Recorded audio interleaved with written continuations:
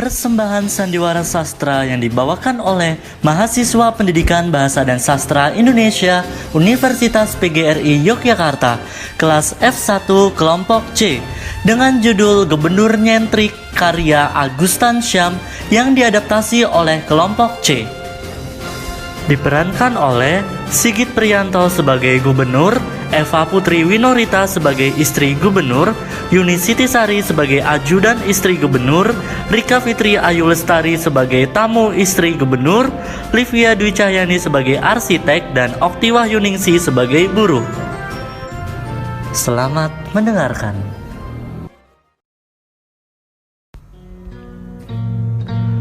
Gubernur Nyentrik ini berkisah tentang kehidupan rumah tangga serta kehidupan politik seorang gubernur di sebuah negeri pelupa yang telah menjabat selama 40 tahun. Suatu hari, gubernur memiliki sebuah proyek yang disebutnya mega proyek. Tetapi banyak sekali pro dan kontra yang terjadi karena adanya mega proyek ini. Bagaimana kelanjutannya?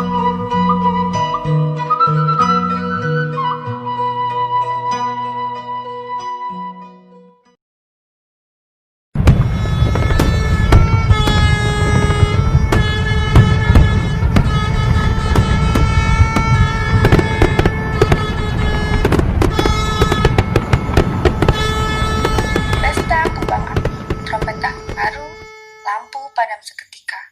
Obor dinyalakan dari sudut-sudut ruang. Obor dipadamkan lagi dalam drum. Lampu menerang lagi. Seorang laki-laki membenahi ruang. Memandang lukisan, lampu padam lagi.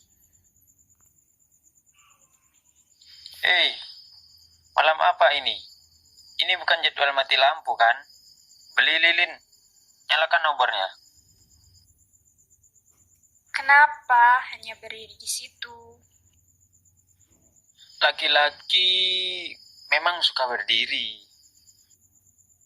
Bacalah surat itu. Saya malas membaca apapun. Begitu pentingkah surat itu?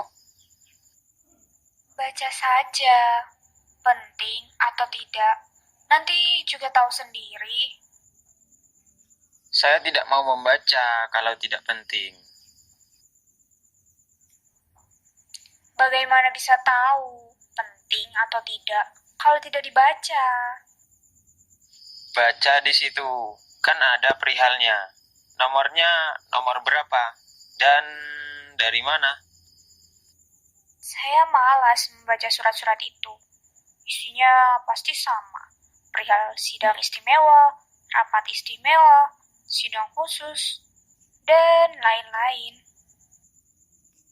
Mungkin tentang penyambutan investor dari Jepang yang ingin membangun pabrik coklat di sini. Bibi, berikan saya korek api. Saya sedang mencarinya, Nyonya. Kerjamu lamban sekali. Ayo, bawa ke sini korek apinya. Cepat, saya sudah capek berteriak. Saya bisa marah kalau begini. Stop, Bi. Sudah, jangan cari lagi korek api itu. Kalau kamu tidak mau, saya juga punya korek api.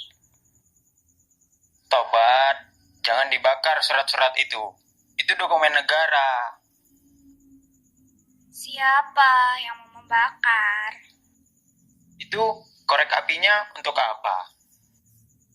Saya mau ke dapur. Suasana makan malam di rumah. Enak juga hidanganmu malam ini. Saya kan sering bilang, makan yang banyak. Hidangan saya selalu spesial. Itu kan masakan kesukaanmu yang kamu lupakan karena terlalu sibuk urus rakyat dan kebun kelapamu yang ribuan hektar itu. Jangan-jangan kamu sudah lupa nama saya. Soraya? Lengkapnya? Soraya Mahmudin bin Syamsuddin bin Syarifuddin bin Alimuddin bin Hasanuddin bin Bambang. Ya, itulah namamu yang selalu melelahkanku. Beberapa kali aku menyebut nama lengkapmu sepanjang kita menjadi suami istri. Oh my god. Sudah, Mari kita menonton televisi. Tak ada orang yang memahami kemauan saya. Saya menginginkan sesuatu yang spektakuler. Bi, segera kau ke sini. Saya tidak memahami maksud tuanmu. Bikin bangkrut. Bicara rakyat, bikin bangkrut. Mereka sudah semakin jauh dari saya. Karena penampilan saya yang semakin hari semakin tak dimengerti. Perlu Tuan lepas topeng-topeng itu. Rakyat butuh yang orisinil, realistis, beras, obat nyamuk, minyak tanah, dan kue lapis. Hati-hati kalau bicara. Saya pusing. Ada sesuatu yang belum keluar dari pikiran saya. Sesuatu yang spektakuler. Bi, bagaimana ini? Tidak baik bicara dari situ. Masuklah. Anggap saja ini rumahmu sendiri. Bi, saya butuh seseorang. Coba kamu tebak orang seperti apa yang saya butuh. Ayo tebak dalam hitungan ketiga. Tidak perlu dihitung, saya sudah bisa menebaknya. Ayo tebak orang seperti apa yang saya butuh saat-saat seperti ini. Tuan butuh paranormal. Kok tahu? Inem, inilah saya bernama Inem, pembantu serba tahu. Tapi kamu salah. Tuan butuh seorang perempuan? Hus, Tuan tidak butuh seorang perempuan. Dia sudah capek. Asam uratnya saja sering kambuh. Bibi semakin lama, semakin tidak mengerti kemauan Tuan. Kalau begitu, saya coba tebak yang terakhir. Tuan butuh pembantu seperti saya, kan? Ya, itu yang betul. Saya butuh seorang pembantu yang bisa menebak apa yang saya butuh. Ayo tebak sekarang. Ayo, katakan apa yang Tuan butuh sebelum ia hilang kesabaran. Tuan suka emosi. Maklum, dia sudah profesor. Ayo tebak sebelum saya tembak kepalamu. Tuan butuh perempuan cantik? Jangan bilang perempuan cantik. Libido seksual saya tiba-tiba memuncak. Jangan keras-keras kalau engkau bermaksud menyakiti. Hatiku bagai teriris sembilu. Aku memang sudah peot, dan aku sudah tidak punya pesona.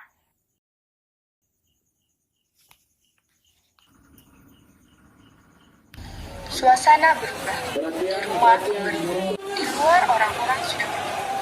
Para pendemo dan pekerja berteriak-teriak. Goblok, kenapa kamu biarkan mereka melakukan demo pagi-pagi begini? Bagaimana, Tuan? Bagaimana apa? Bagaimana dengan mega proyek itu? Apa mereka harus menunggu lagi? Itu harus dipikirkan matang-matang. Tidak bisa sembrono begitu. Tapi ini sudah saatnya. Dalam keadaan seperti ini, saya hanya butuh seorang arsitek. Arsitek dari Cina. Kenapa mesti dari Cina? Kita juga punya arsitek di sini yang lebih memahami kemauan Tuan. Tak satupun arsitek yang bisa memahami kemauan saya. Termasuk Nyonya sendiri juga masih bertanya-tanya. Bilang saja pada mereka, kamu mau jadi presiden atau minimal jadi gubernur lagi. Jauhkan anggapan itu. Saya hanya ingin menciptakan sebuah sejarah. Apa guna kita hidup tanpa sebuah sejarah? Mungkin saya tidak lama lagi memimpin negeri ini. Saya takut mereka justru melupakan saya.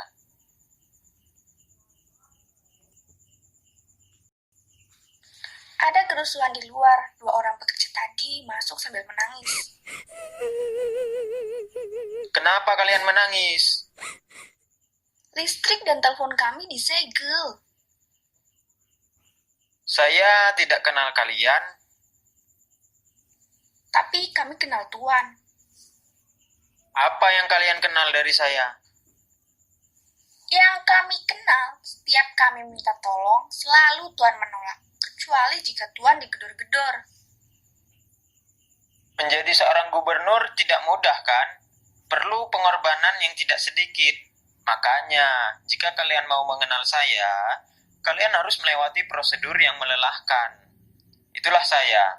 Kadangkala harus bersikap angkuh dan curiga terhadap setiap persoalan yang sampai ke meja saya. Sepertinya Anda bebal juga. Anda tidak takut pada kami. Saya takut kalau ada kepentingan, dan kepentingan saya tidak ada pada kalian.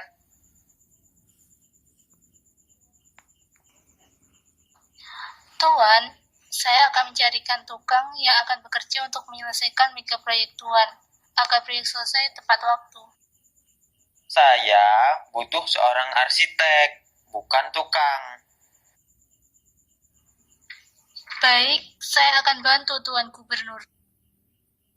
Oke, kalau begitu bantu aku cari arsitek yang bisa menerjemahkan konsep mega proyek itu. Pembantu beraksi untuk mencarikan arsitek bagi mega proyek gubernur dan akhirnya ia menemukan seorang arsitek. Siapa yang suruh Anda kesini? Kok penampilan Anda nyentrik sekali? Jangan-jangan Anda ini bintang iklan. Awek gue cekelete berete ote-ote jeremetui. Mampus. Apa Anda paham bahasa saya? Saya tidak mengerti maksud Anda. Bahasa apa itu? Itu bahasa burung. Burung salani neile ilene lene nisa. Burung apa itu? Namanya baru saya dengar. Istri gubernur saja tidak mengerti. Apalagi hanya seorang istri RT. Wah, saya baru dengar burung aneh seperti itu. Anda jangan sembarangan bicara dengan Nyonya. Hei. Kamu jangan galak seperti kuda. Saya pembantu Tuan Gubernur, juga Nyonya Gubernur. Anda diminta meninggalkan tempat ini. Titik. Seorang arsitek, konsultan, yang selama ini berjasa membangun gedung-gedung mewah di kota ini, diusir oleh seorang pembantu. Hebat. Saya tidak terima. Saya harus minta Tuan Gubernur untuk memecat kamu secara tidak terhormat. Anda bisa menjelaskan bagaimana orang dipecat secara tidak terhormat itu?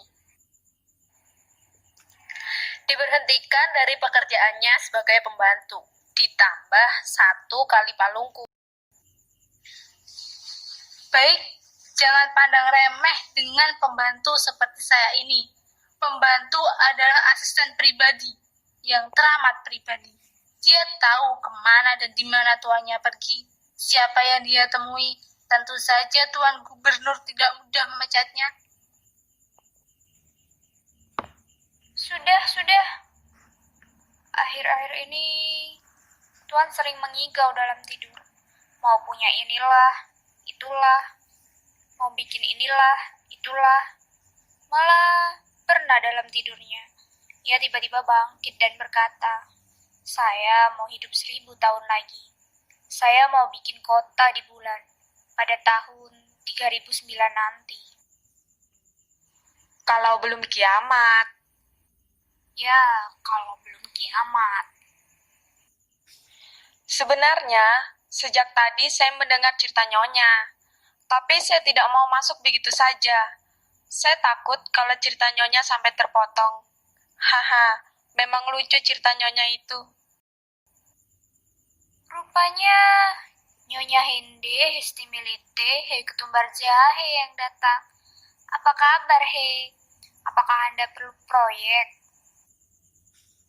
Saya dengar Nyonya sedang merencanakan sesuatu dengan Tuan? Kalau boleh tahu, apa rencana besar Nyonya dengan Tuan Gubernur? Boleh juga. Nyonya adalah tamu istimewa saya. Dibanding orang-orang di sini, Nyonya lebih sering menghibur saya daripada mereka. Iya, saya memang suka menghibur Nyonya. Tapi, dibanding orang-orang di sini, sayalah tamu Nyonya yang tidak pernah diberi jatah proyek secuil pun. Saya sulit mengaturnya. Malah, kami juga hidup sederhana. Tuan Gubernur hanya punya sepeda, rumah reot warisan orang tua kami. Tuan adalah gubernur negeri para pelupa yang paling kiri. Kami tidak punya mobil Pajero. Ah, Nyonya selalu merendah. Nyonya hanya basa-basi saja. Itu tidak masuk akal. Bupati saja rumahnya gede, kebun dan empangnya luas. Itu baru bupati. Bagaimana dengan gubernur? Itulah kenyataannya. Bahkan, seluruh surat kabar di negeri para pelupa ini pernah memberitakan bahwa Tuan adalah gubernur paling nyentrik di antara seluruh gubernur di dunia. Jadi, kalau Nyonya ingin minta proyek, jangan ke sini. Minta saja pada bupati. Ah, Nyonya semakin membuat saya betah di sini. Saya mengalami kesulitan untuk curiga dengan kehidupan Nyonya yang amat sederhana ini. Saya yakin, Nyonya pasti masuk surga tanpa siksaan kubur yang lama. Terima kasih atas pujian Nyonya. Hindi heste melete ketumbar jahe. Terima kasih, Nyonya. Kapan-kapan saya pasti kembali lagi untuk membicarakan hal-hal penting. Suasana berubah seperti alam mimpi. Masuk gubernur, tamu istri gubernur, arsitek, pembantu, dan guru berkumpul menjadi satu. Saya sebagai gubernur di negeri para pelupa menyampaikan terima kasih atas kunjungan kalian. Saya berharap kita bisa bicara serius tentang rencana mega proyek. Saya persilahkan kepada saudara arsitek untuk mempresentasikan rancangannya. Terima kasih Tuan Gubernur. Saya hanya bisa mengatakan bahwa mega proyek yang akan kita bangun ini memiliki falsafah arsitektur dari 17 negara maju di dunia. Eits, jangan dulu tepuk tangan. Jangan terlalu mudah bertepuk tangan, sementara kamu sendiri tidak tahu makna tepuk tangan. Saudara-saudara perlu tahu bahwa mega proyek ini akan rampung selama 7 tahun terhitung dari sekarang. Tuan Gubernur, sebagai oposan, kami para demonstran mencoba untuk mencari celah kesalahan dalam mega proyek yang Anda canangkan. Kami mau protes kalau Anda tidak memberikan jaminan sosial kepada kami, yakni jaminan pekerjaan dan penghidupan yang makmur. Jadi kami tidak bisa lagi menunggu lama. Kalau Tuan Gubernur setuju, kami akan mundur teratur. Tapi kalau Anda ragu-ragu, sebaiknya Anda yang mundur. Beri kami kesempatan jadi gubernur.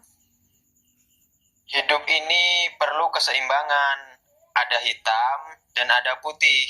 Ada setuju, ada yang menentang. Kalau semua orang sudah setuju, berarti ada apa-apa.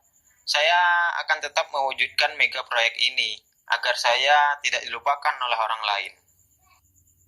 Tapi kami belum memerlukan mega proyek itu. Kami butuh air bersih, listrik, jaringan telepon, sarana pendidikan, jalan raya, rumah sakit, dan tempat tinggal yang layak.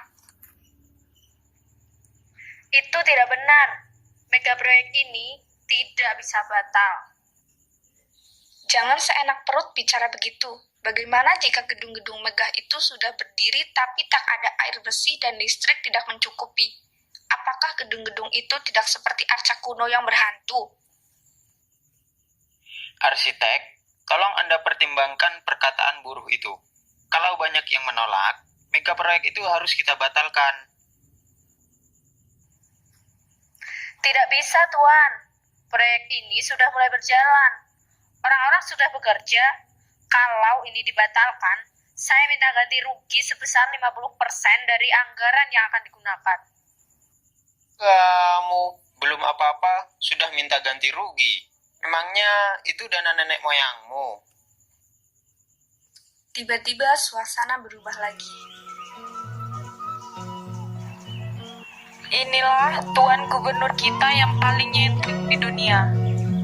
Mega proyek sebentar lagi akan dia wujudkan. Kota ini akan menjadi negeri yang paling unik sepanjang sejarah arsitektur dunia. Semua akan berubah seketika. Amin. Lihat dan jangan lupakan lagi. Semua gedung-gedung akan dirubah menjadi gedung berbentuk hati manusia. Apakah Tuan Gubernur masih mengingat semua? Mengingat apa maksudmu? Perjanjian-perjanjian yang kita teken di meja kerja Tuan. Perjanjian setelah mega proyek ini sukses, Tuan Gubernur akan memberikan saya setengah dari kekayaan Tuan. Kamu bisa lihat sendiri kan? Aku hanya punya sepeda kumbang. Ambil saja kalau kau mau. Tuan orang kaya, tapi Tuan pura-pura miskin. Tuan punya tambang emas, punya kebun kelapa ribuan hektar, punya 9 mobil mewah yang Tuan pendam dalam hati Tuan. Tuan adalah gubernur. Tuan tidak perlu takut untuk memakai fasilitas negara. Enak saja kamu bicara. Kamu menggertak iman saya. Satu hal yang membuat saya lama menjadi gubernur di negeri para pelupa ini, karena saya tahan menderita. Saya tidak pamer, saya miskin. Saya tidak punya apa-apa selain rencana mega proyek yang bisa menghipnotis seluruh dunia. Betapa Tuan Gubernur dengan segala ketabahannya menyulap dirinya menjadi gubernur paling miskin selama 40 tahun ia berkuasa. Ia merasakan hidupnya seperti orang-orang biasa yang terlunta-lunta. Sebab ia sudah berjanji untuk tidak korupsi, menempatkan hukum pada koridornya. Ia juga sudah berjanji hidup sederhana. Ya, 5 tahun lagi negeri para pelupa ini akan menjadi negeri yang paling makmur. Karena Tuan Gubernur juga sudah berjanji akan menjual rumahnya untuk disumbangkan ke panti-panti sosial. Untuk sementara, Tuan Gubernur dan Nyonya akan tinggal di rumah kontrakannya yang baru.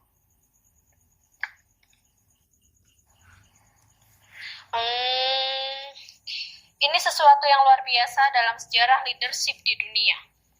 Seorang gubernur negeri para pelupa akan tinggal di rumah kontrakan. Kami akan melayani Tuan, nikmati saja kemiskinan Tuan tanpa fasilitas negara.